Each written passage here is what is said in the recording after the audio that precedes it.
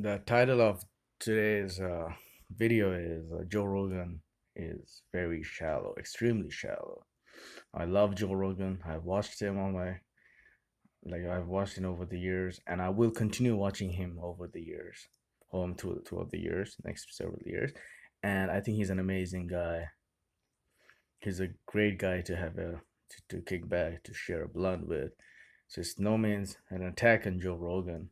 Then again, it is an attack on Joe Rogan. But yeah, but well, it's a constructive criticism, and because it's not even a contrarian opinion. In some ways, it is a contrarian opinion because so many people suck his balls that I feel the need to point out the bullshit when I see bullshit. I'm gonna get a lot of dislikes, but hey, I get dislikes anyway, so might as well fucking say something meaningful and get a dislike than be a fucking cuck and be a doormat and people pleaser and then try to appease to fucking audience and get a dislike anyway. So fuck that. And people say, "Oh, here comes Zishan again, another angry, bitter incel." As if as if saying that word like shuts down any conversation. Saying that word, dropping that incel word, the I word. Really? So you're telling me you're some kind of fucking hotshot? You're sleeping with fucking porn stars every night, or like some fucking hot chicks, supermodels every other day? Fuck you. You're the biggest incel. If you're calling someone else incel, you're the fucking biggest incel. If you think you're getting laid, or you're getting swimming with poon day and night, you fucking dork, fucking fucking idiot.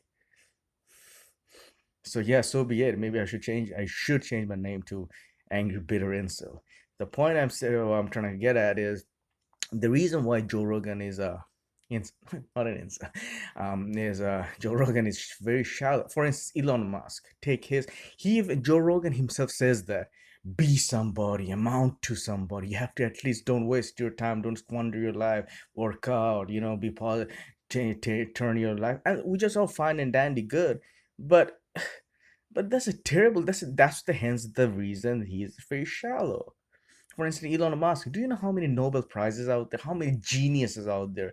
Like there are genius like Elon Musk a dime a dozen. But the reason why fucking he fucking rides his dick is because he's famous, he's rich, he's successful, he's uber successful, he's uber rich, he's uber famous. Not because and he looks up to him as some kind of messiah. And it's extreme shallow way to look at it. There has been so many geniuses over the years. Swedenborg. I bet he doesn't hasn't even heard of Swedenborg. John William James Sidus. I bet he hasn't heard of it. I bet it all this fucking Hypatia or the heavy side. I can drop names all day long who are like way a higher level rank geniuses than Elon Musk. But the reason he rides his dick is because he's rich, successful, and he has become somebody. Same with Stephen King. I don't think he even has read a book of Stephen King, but just because he's mainstream, popular, and famous, he has to write his dick again, as if he's some kind of the he has in the same breath as Hemingway. Again, I didn't like Hemingway's work, but Fitzgerald. Again, I don't like Fitzgerald's work, or like the point being, he looks up as if he's Shakespeare or something. The only reason because he's rich, successful, uber famous, and that's it.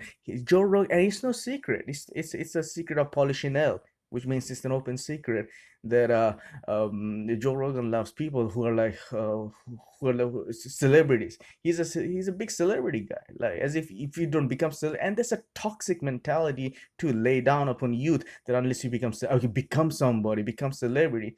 That's why I'm so big fan of. That's why I ride.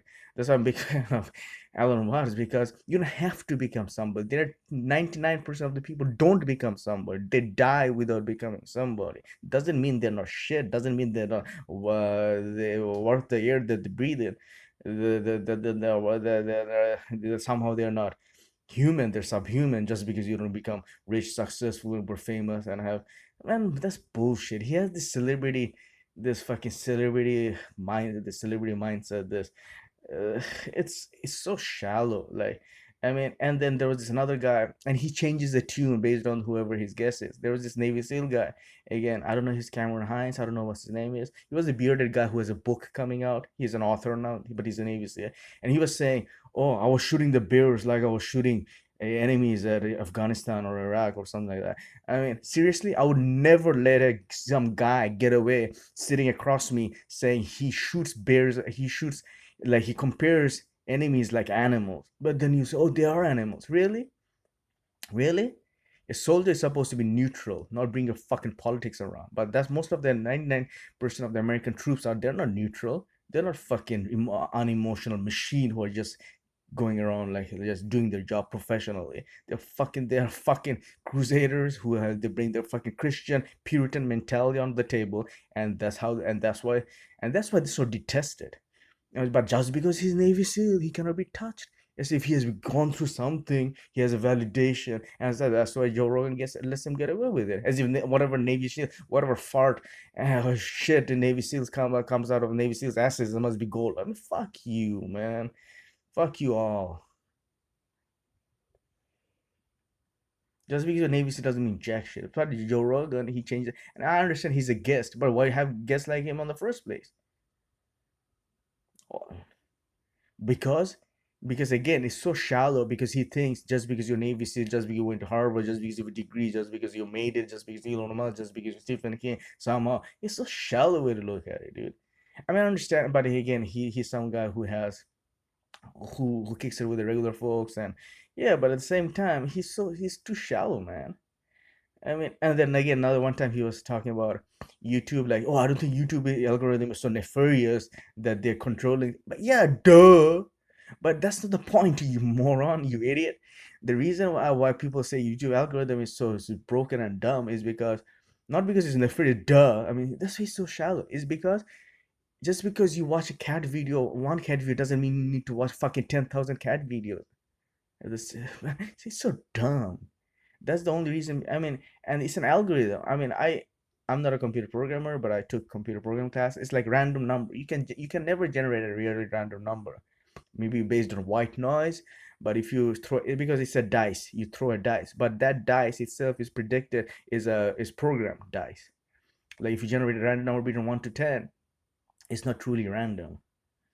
I mean, because it's machine is some machine has to program that randomizer function, and so essentially my point being is algorithm is designed in such a way it's a moron designed the algorithm, because that moron probably thinks if you watch some video on, I don't know, fucking uh, Jimi Hendrix, you need to watch it for the rest of your life. All you're gonna watch is Jimi Hendrix. Such an idiotic, dumb way to think about it. And that stupid Joe Rogan, he's so shallow. He thinks that YouTube is not. Duh, that's a straw man. Obviously, YouTube is not nefarious.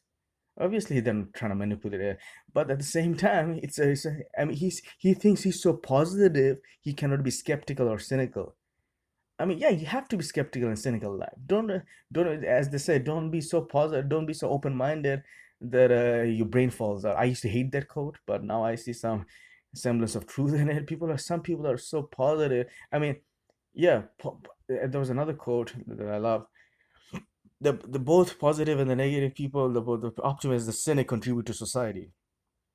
The optimist thinks of a plane, the cynic thinks of a parachute.